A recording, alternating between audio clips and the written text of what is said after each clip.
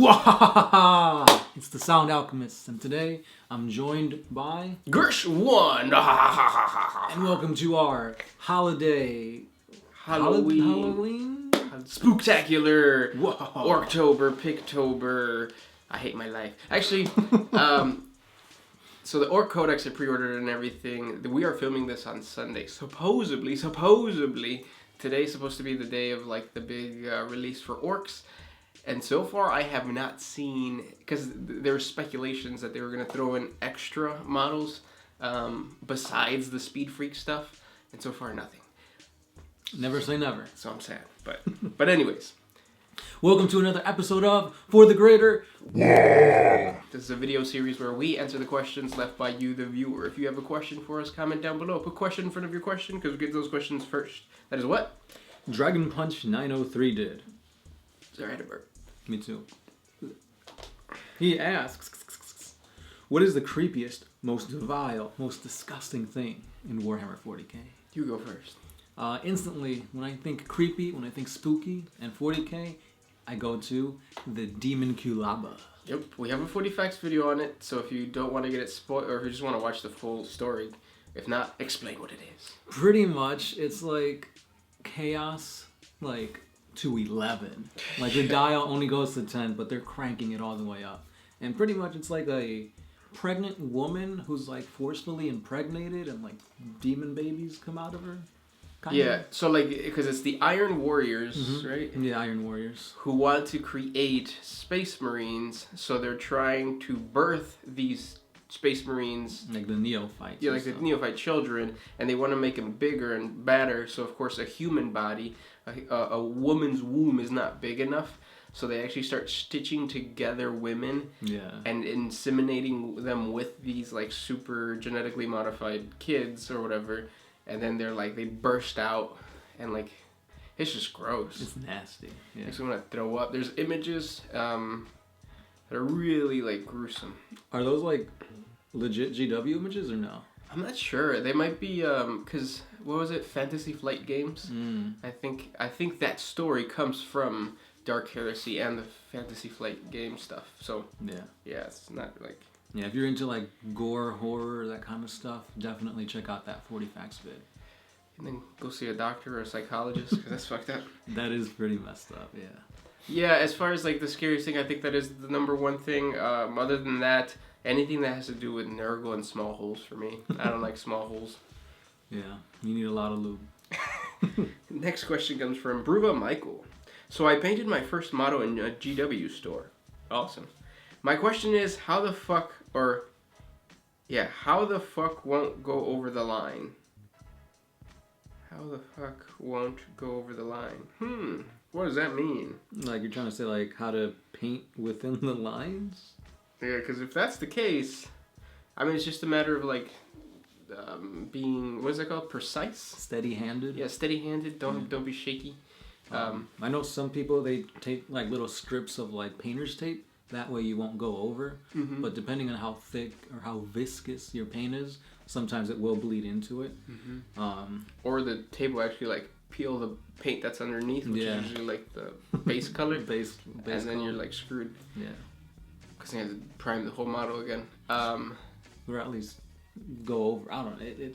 It's hard. I mean, there's no real way of like doing it unless you like practice a lot. Yeah, if you want to do highlights, what you do is the dry brush technique. So you get a brush that's kind of like a little thicker than the typical stuff that you use to make lines with, and then you just put a little paint on it, get a paper towel, rub the brush on the paper towel, and then go over your model, and then you just pick the highlights, or the brush only touches the highlights.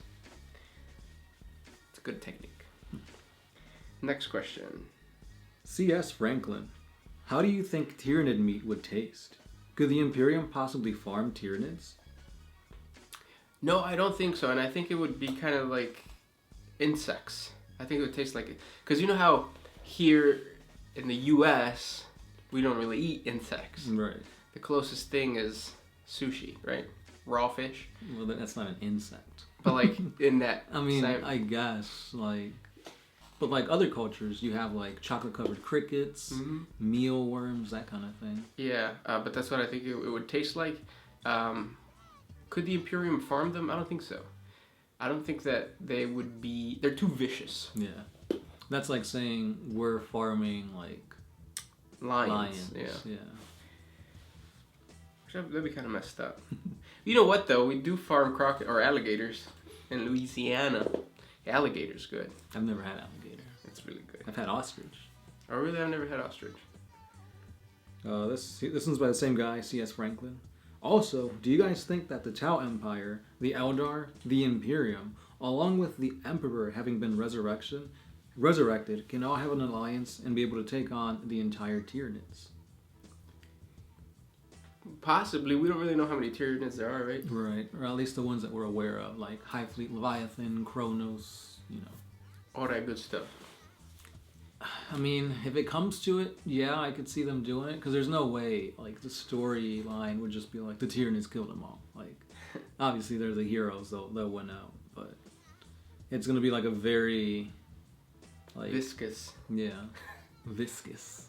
Like, I feel like there's going to be a lot of betrayals, a lot of, just like, they're working together, but they all have their own goals. So it'll be kind of like a very tense relationship. Very tense. Next question comes from All Might. Can a Space Marine beat Freddy, Jason, and the Jeepers Creeper? Now, just because I had this question, the guy from Friday the 13th is Jason, right? Right. And there's two versions of him. There's one with a hockey mask and one with like a, just like... Yeah, he's all deformed. Yeah, like a... I thought they was the same one, right?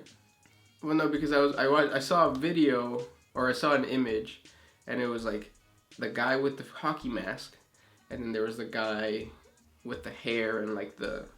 Oh, that's Jabberwocky face. That's you're talking about Mike Myers from Halloween. Oh, so they're two different people. Yeah. Oh, okay.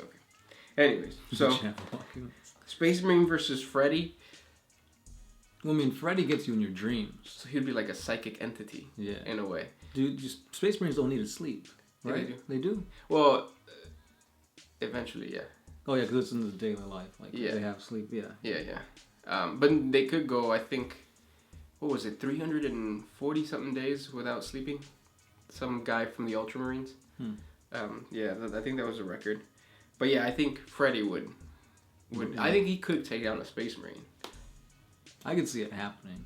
Like corrupt him at least. Because like he can pretty much do whatever like inside that dream. Yeah. Yeah. He could hurt himself, or make him hurt himself. The Space Marine. The Space Marine. Yeah. Now Jason, no, I think a Space Marine would kill Jason. Just strangle him. Well, I mean, you could strangle Jason, chop him up, but like he always comes back. Like that's his thing. Oh, that's his thing? Yeah. I don't think Jason though could kill a Space Marine. No, he's way too slow.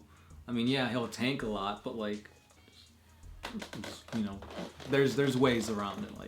Like, there's no way I see Jason winning. No. Yeah. Jeepers Creepers. Where'd you get those peepers?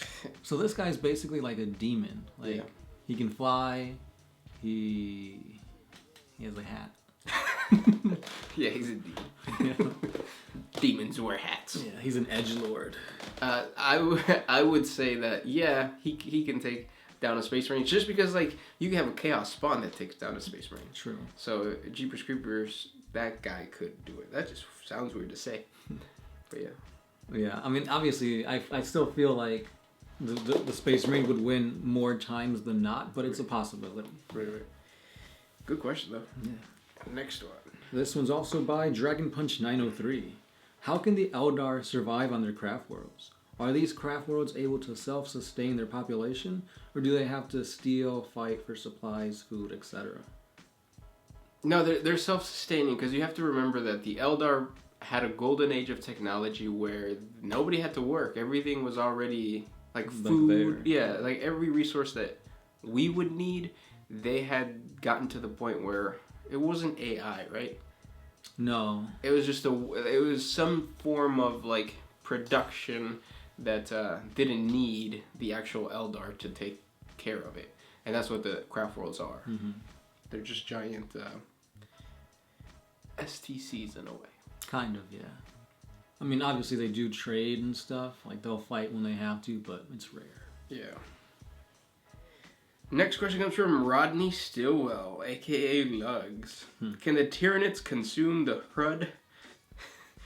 Would that time thing that the HUD do protect them from being a biomass?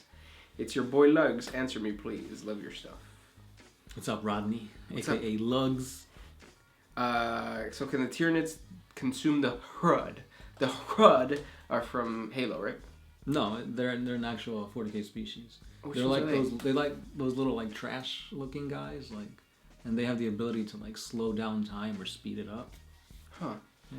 I don't know. Make a 40 facts video on them? Yeah, I remember making a 40 facts. I don't know if it was me or if you made it, but yeah. And you said they could? Well, I mean, they're like, that's what they look like. Oh, I remember those guys. Yeah. So can they consume them? Yeah, right? I mean, they're made of biomass. Like they're organic creatures. So yeah. Yeah, I think that would be difficult to consume because they would run away. Do they have a homeworld? Not that I'm aware of. I think if I remember correctly, what they are is they're like a scavenger species. Oh. Like they show up in like the outskirts of civilization. They're in the sewers. They like hide within trash and stuff like that. And like their whole thing is that they're able to control time somewhat. I don't know if it's like a sentient thing or it just kind of happens, but yeah. So yeah, they would run away. Well, I mean, I think they would be able to run away from the Tyranids, but the Tyranids could consume them if they got a hold of them. Right. Good question though. I need to freshen up on my Xenos. Last question. This comes from Degal Rants. How long until we get more info on the Emperor? Probably when the next Primarch comes out. AKA Fulgrim, AKA Slanesh. Yeah. Because whenever you introduce like Stories. the Emperor, it has to be like with a story, with a campaign. Because they're not just going to throw like snippets of information. Like, it's got to be like a whole storyline to it. And expect that when Fulgrim comes out, him and his he doesn't have the head of Ferrus Manus anymore, right? Not that I'm aware of. Okay, but yeah, that'd be cool if we do see it in the model.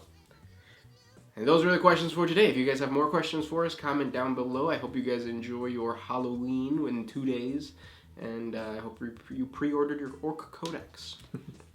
Are you guys getting Speed Freaks, or are you going to like another Orc clan? Let us know too. I heard Bad Moons are like OP. Like what makes them OP? They re-roll ones in the shooting phase. They get a buff to their... Well, just orcs in general get a buff to their charge now. So well, whatever. We'll talk about it later. Alright. Stay subscribed for more orkiness, more spookiness. Watch those creepypastas, and we'll catch you next time. I'm the Sound Alchemist. Gersh1. And we are out of here. Always